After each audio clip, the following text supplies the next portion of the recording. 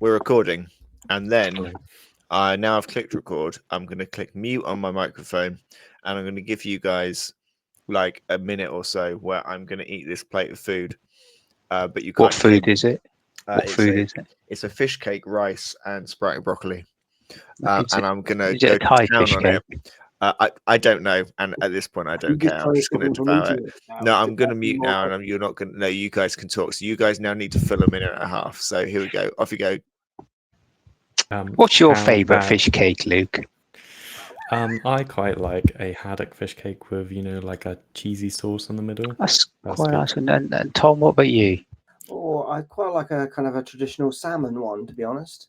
Okay, but that's posh, isn't it? Really, as befits your status. I like a bit of something a bit je ne sais quoi, like maybe a Thai. I'm also watching Chris to see how much he's going to drop now, and if the dog sort of leaps up on him. And how bad his indigestion is going to be for inhaling that in less than a minute. Come on, Chris. We've seen the videos. Come on, you can do it. Get it in, your son. You're a growing boy. Go on. This is audition for Tom. One of the presenters for MasterChef. So, Tom, watch this now, right? Go on, Chris. In he goes into the tunnel. Choo, choo, choo, choo. Choo. Here he comes, Mr. Food Train. This one's going to be great for those that listen on Spotify. What do you think? Is it going to be broccoli? There's a good boy, Christopher. You can have pudding now. This is riveting entertainment, Anyway, Luke, we were going to talk about something else also before we went fish cake mad, and you've been entertained by Chris's eating habits. No, I've got nothing now. It's totally thrown you now, hasn't it? It's not thrown me. It's just I don't think there's anything more exciting to watch right now. It's quite, Don't pretend, by the way, doing the fingers there, Chris, like you're some sort of Roman emperor. Just like it. Do what we all do. Go on, wipe your hands on your jeans. Go on, like we all do.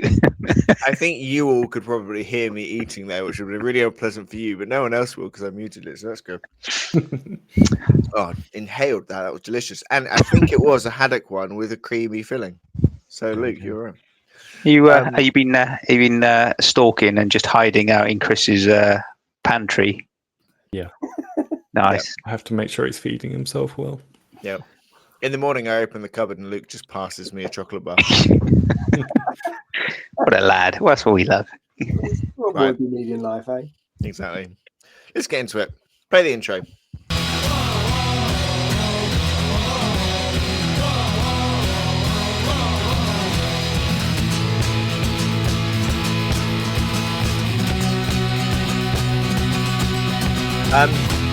Hello, everyone. Welcome to New Days Please, the Bite-sized Bloodbowl podcast brought to you by the people at Bloodbowl Live. My name is Chris. Joining me, as always, Mr. Scott Bryant. Scott, what is your favourite filling for a fish cake?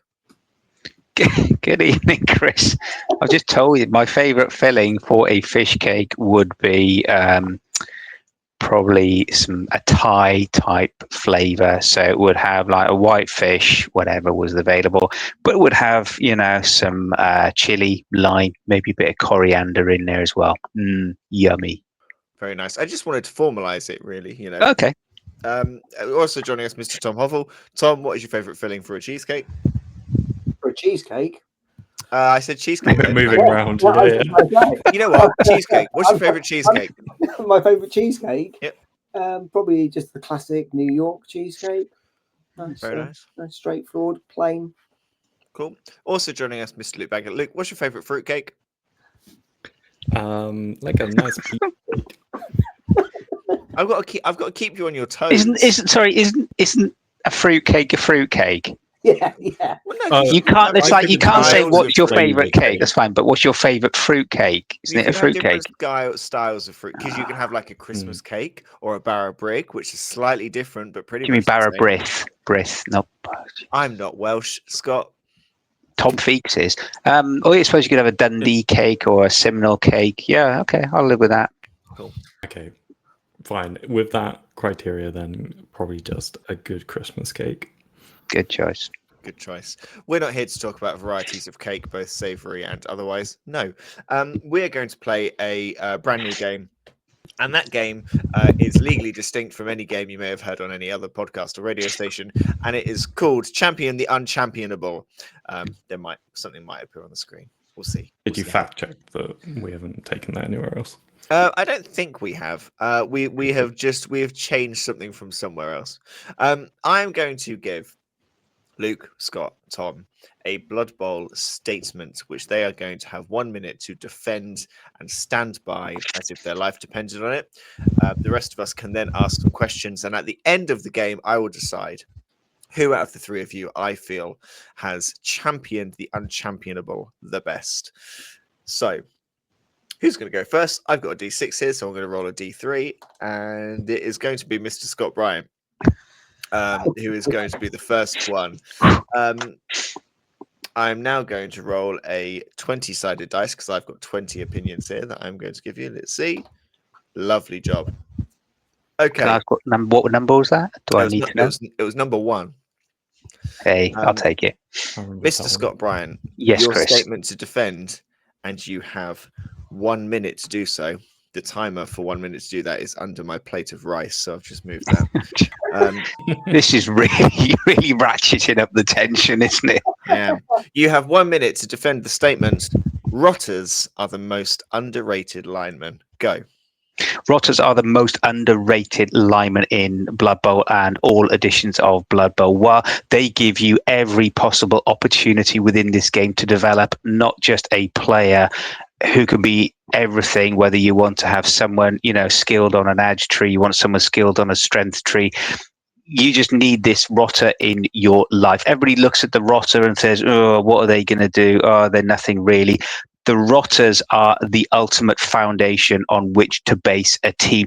They give you that solidity on the line of scrummage. They give you the opportunity to get into your opposition's defensive setup and cause them the most awful headaches as well.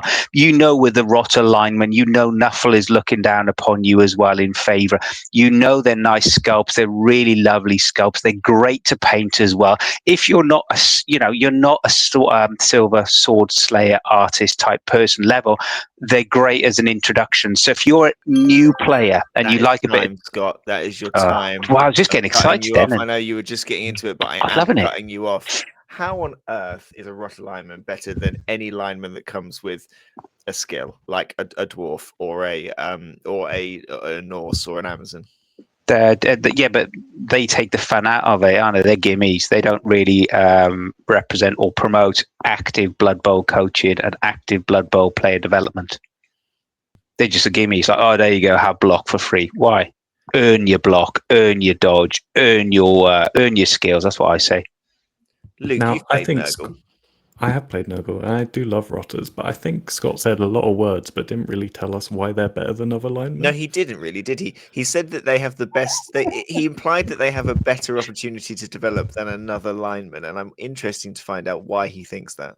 And which lineman it is of the many other linemen.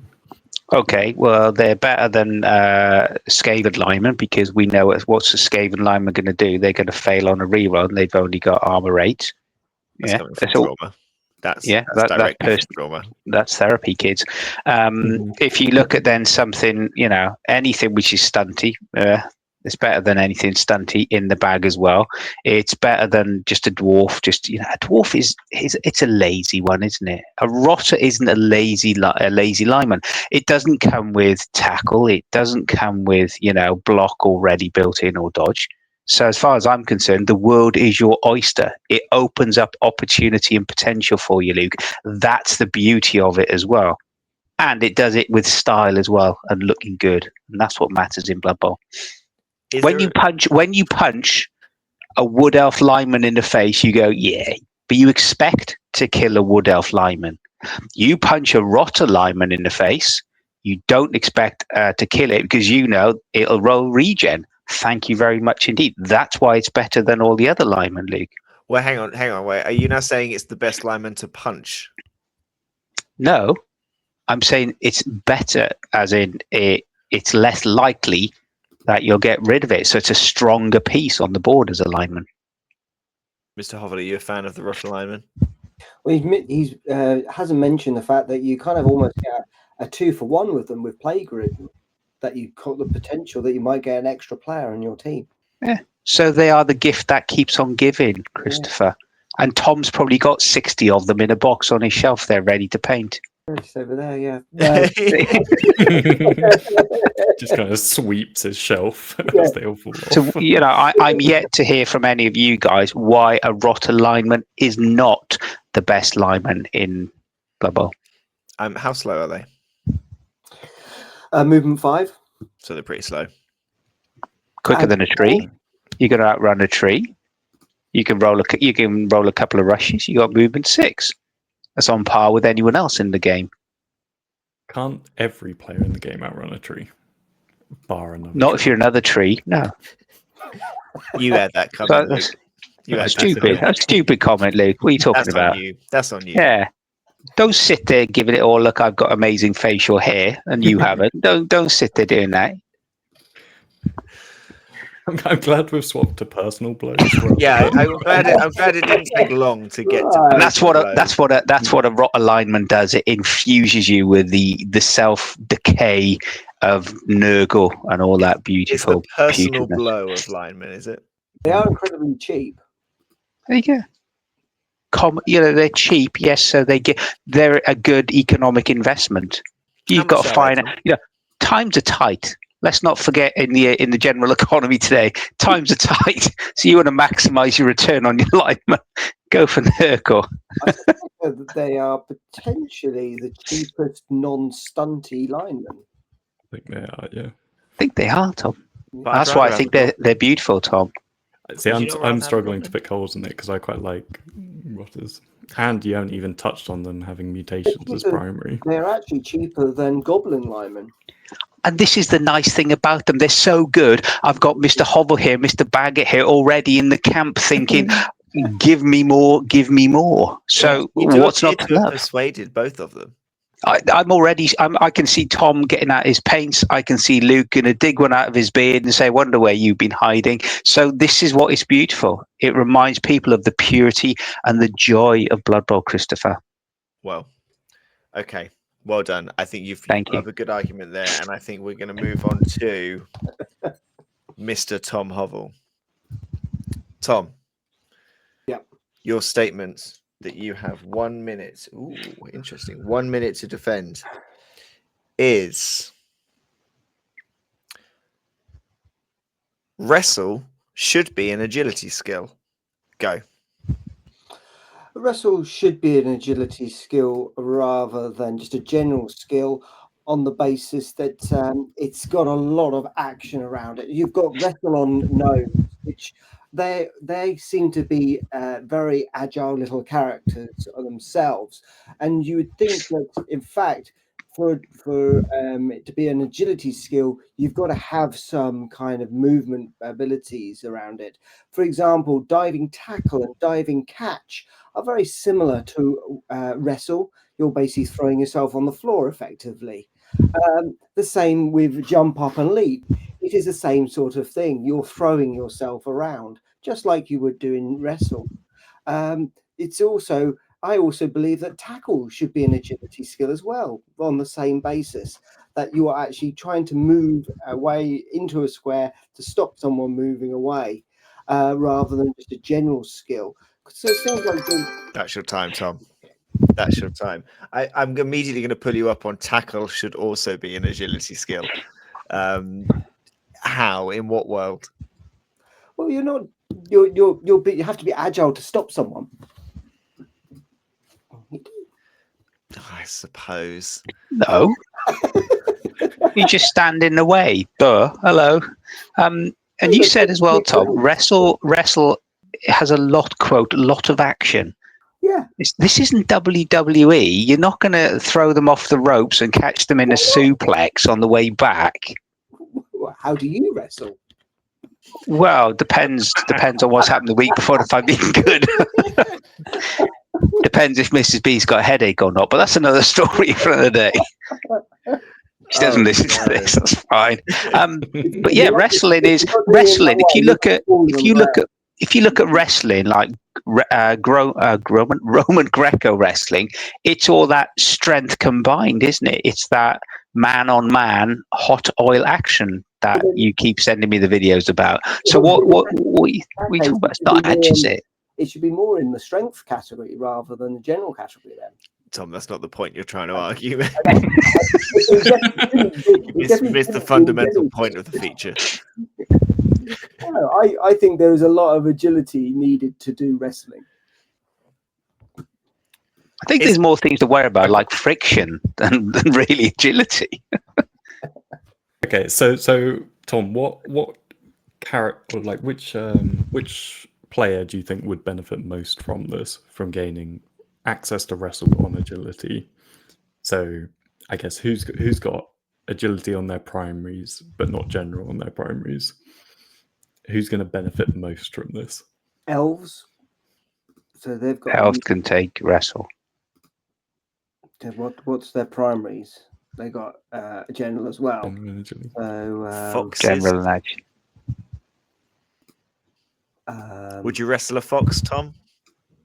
Yeah, why not? Do you let a fox wrestle you? You see, snotlings. You see, snotlings would have got edge on their as their primary, and you would think, well, and the same with gnomes. Gnomes have got edge as their primary, and you kind of think, well, why have they got wrestle as well as their main one? Where in fact they've got, well, on the lineman, for example, they've got jump up, right stuff, stunty, and wrestle, and their primary is edge. So that it's interesting. This is obviously going off topic slightly. The skills on the base skills of a gnome lineman do not naturally match the primary skill access they have. I love that Tom has made 3 or 4 really good points, but wrestle being an agility skill, I feel like isn't the one that he's been the most convincing on. Plus, as well, Tom, you mentioned they're a gnome lineman. They can't hold a flame compared to, a rotter lineman, because otherwise the rotter lineman will go up in smoke, because obviously they're full of oil substances. Rotters would, I think, lose access to wrestle in Tom's agility utopia. Tom, would you wrestle a rotter lineman? No, because they just fall apart. How could you do that? How could you wrestle a rotter? Because they're just but you get lots of natural oils to rub in. Not good for the crowd. Yeah. Well, for a certain paying crowd, it might be. Well, Tom, interestingly argued. I will put that in my judgment shortly. Luke, you are the last one to play this game. Let's see which one you are going to get. Ooh. Okay. Luke. You need to defend. You need to champion. We're championing. Your comment to champion is skinks should be movement 9 and be able to swarm. Go. Oh, this is an easy one. I'm glad this one came up. So, lizards are fun. I tried them at my last tournament, which was great fun. And the thing I was thinking the most was I just wish the skinks were a little bit quicker, especially when I was playing against Nurgle. And, I could do a few side swaps. I had a little bit of the movement. And I was finding actually having 3 more skinks as well as the rest of my team would really benefit me. And I'm sure to the enjoyment of myself and the opponent. So having those skinks able to swarm up, have 3 in deep in their half, keep my 4 back in my half, gives me the full play over the entire board.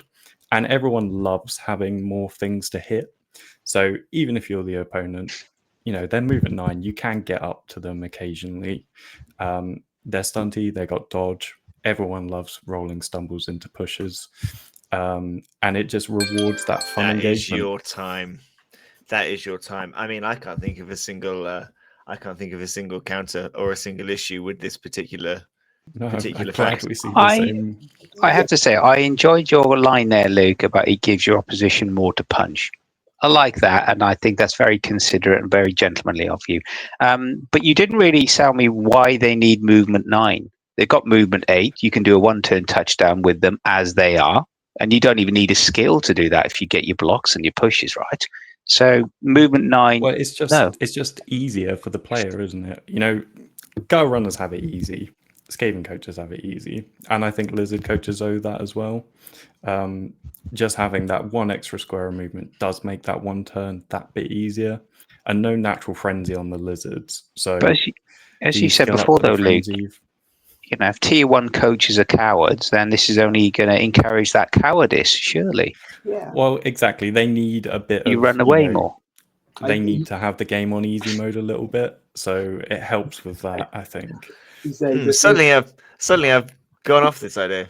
So, and equally, I personally think that swarming should be banned across all the teams anyway, because that someone just gives them a numerical advantage. Full stop. What if everyone could swarm though? What if you could swarm? What if everyone had a swarming position? Oh, well, that'd be different. No, it should just be lizards. The man is sticking to the brief, and I like it. Now everyone swarming would be very interesting. You could every line you could swarm, including your wonderful rotters. Yeah, would you swarm a rotter, Scott? I can't think of a reason I wouldn't swarm a rotter, Chris. That's where I'm at these days. I'm so sold. Tom, would you wrestle a skink? Wrestle a skink? Yeah, I'd wrestle a skink. Would you wrestle 3 extra Would you wrestle skinks? 3 skinks? But let's face it, skinks are just the little boys who want to be sauruses but never grew up quite enough, aren't they? Really, they didn't eat all their meat. That's why they all need their extra movement, because they can't get that strength 4. If anything, they deserve to be slapped more for not eating their meal and growing up properly. That's what they do need. Lizards are just an example of evolution, aren't they? Like, the big beefy ones turn into saurus, the agile little ones turn into skinks. It's just evolution. If you go back thousands of years, skinks will all be the same. They'll all be strength 3, movement 7. I'll give you a movement. I'll give you movement 9 if you reduce the armor down to 7. No deal. What would be the deal? Reduce the armor to 7. Yeah, just reduce the armor to 7. Yeah, get rid of them. Who cares? Yeah. Plus, as well, how can they be they're really borderline stunty on a good day, aren't they? Let's admit it. They go to 7s tournaments and it's just like, off we go. Look, I've got a movement 8 piece. Yay. Chris loves it. Chris loves it. Nice Chris hates this. Poking the bear. I think I would trade movement. I would get movement 9, and I will trade a passing. We'll go passing. Yeah, you don't do that because we'll it's go passing 5 anyway. Don't do that. Yeah, we'll make passing 5. I think the movement 7, movement 9 and armor 7. Yeah, movement 7. Well said, Luke. Yeah. Yeah. And then movement 9. Swarming. Then what are you going to have? You're going to get. Oh no, they just get that. They deserve it. I think. They have swarming, but you don't get dodge. Everyone loves that scene in The Lost World where the little girl drops her ham sandwich and gets savagely attacked by small dinosaurs. That's it. If there was one dinosaur, wouldn't have the same. That scene wouldn't work with one dinosaur, but that ham sandwich makes those little dinosaurs swarm, and then it's a good scene. So, okay, maybe if you slap a ham sandwich down on the table, you can then swarm your lizards. Okay, give them swarming, but then they need movement 6 because they're only going to be fast over short distances. They're not built like a long distance type running dinosaur ostrich. Okay. They have swarming, but they'll be movement 6. Okay, they can be movement 6 unless the ham sandwich is on the field. Then they have a reason to run, and then they're movement 9 with swarming. I think they've phrased.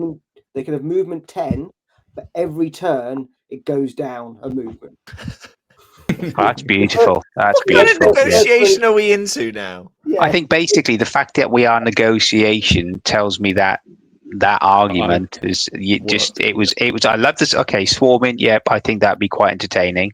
But movement 9 and swarming. No, come on. You could do your 1-turn touchdown. Next, you'll be wanting right stuff on them as well to throw them with Maeve, wouldn't you? Absolutely want to be able to throw a skink with a croc score without a shadow of a doubt. If that's the change they made to lizards in the next edition, I'll be a happy man. That's a Chuck in rumor to lizards. start for you, Chris. That's a rumor to start. Hey, everyone hear that rumor that was everywhere that said lizards you can be able to throw a skink? Sounds great. I heard it here. First. Yeah. Okay, NDP I need to do my judgment. Mhm. And I think Are we taking going to every get pros and cons? okay, we can get some pros and cons. Scott, I think I fundamentally disagree with your opinion, but I do think you did quite a good job at persuading the other two and bringing them round. And I don't think they were on board to start with. So I think you did a good job there. Tom, I think you argued about 20 different points in equal measure. So I have to give you some points for effort. Innovation. Yeah. and dedication. Luke, I rather biasedly agree with your opinion the best, but think you probably did the least to persuade the other two that it was a good idea leading to our negotiations. I think I'm going to have to give the win to Mr. Scott Bryant. Well done, Thank you. sir. Well, Well Scott. done. Well, if you're listening to this and you think that rotter linemen are underrated, skinks should swarm, or that wrestle should be an agility skill, or if you think that you could wrestle a skink, a fox, and a rotter lineman all over the space of a day, then why don't you get in touch? Scott, how do people get in touch? If people would like to get in touch, they can tell us about what they thought of our argument. Did we champion the unchampionable? Let us know. Usual form, usual place, new dice please, uppercase, lowercase, mixed case, whatever case, new dice please at gmail.com. Whether you want to tell us about what you thought of today's episode, is it useful, was it funny, did it make you laugh, did it make you crash the car driving? Who knows? If it did, don't put that in the insurance claim form. But if you do want to watch more of us and hear more of us and all things Blood Bowl related, Mr. Tom Hovell, where can people go? Yeah, so you can get us on the socials, so on Instagram, Facebook, and also Blue Sky under New Dice Please.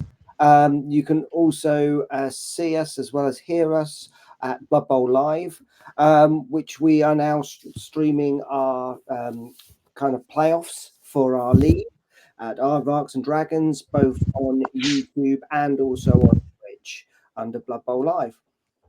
Sorry, I was just taking a mouthful of rice while you were finishing up there. I thought I had more time and I didn't. Keeping an eye on you. Yeah. You could always edit in a Tom Feeks word of the day at that point. Unless Luke would like to give us a word of the day. Luke, yeah, I think he should. What is Tom Feeks' word of the day? Magnificent. Thank you. Thank you very much, Scott. Thank you very much, Tom. Thank you very much, Luke. Thank you, everybody, for listening. We've been New Dice Please, and we will see you next time.